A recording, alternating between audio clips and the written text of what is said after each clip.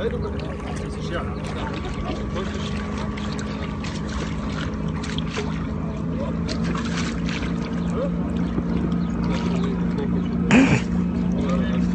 Hoćeš da mi daš vezano što se sviđa? Evo da stranu je tamo se viš, ova strana mi se ne sviđa koliko je naduvana. Hoćeš da doduš? Aha, a dok ti samo ti uzeli. Zato što... Šta se me ti kliberiš? Šta se ti kliberiš? E, a na ovome veslu treba da bude jedna kuka. Da ja mogu da se uvatim ovako da držim. A što bi ja... Prišao nego tu da držim ništa. Sad ga duva i to je to. E, ovako ne bi nikad ušao onaj kraj. Makao. To što se tiče ovog, ja ga više ne mogu. Nemoj da ga duvaš Nećeš više. je nigde, ja te držim, ne možeš da pobjeti. Ma veruj, ja nek Ti da očiš. samo ti drži, a to ću ja da držim.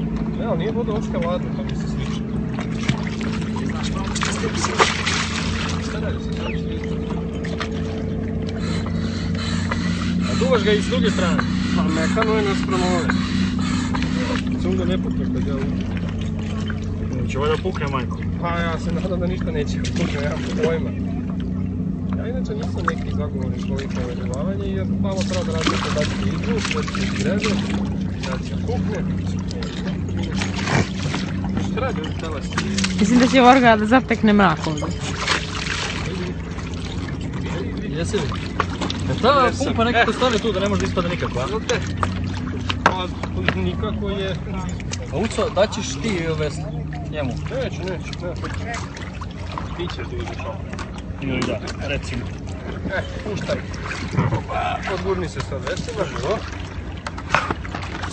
Da, otišli smo. Ćao! Sad kad vesela. Koliko sam ja nekako Miki, ispravi se. Jedna si prvi upao sam na... Pa tome ti kažem.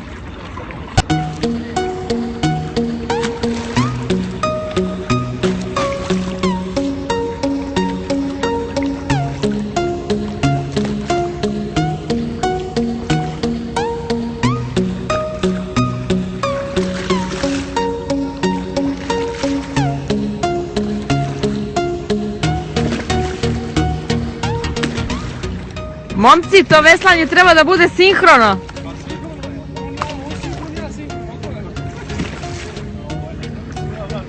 Monosinhrono, a?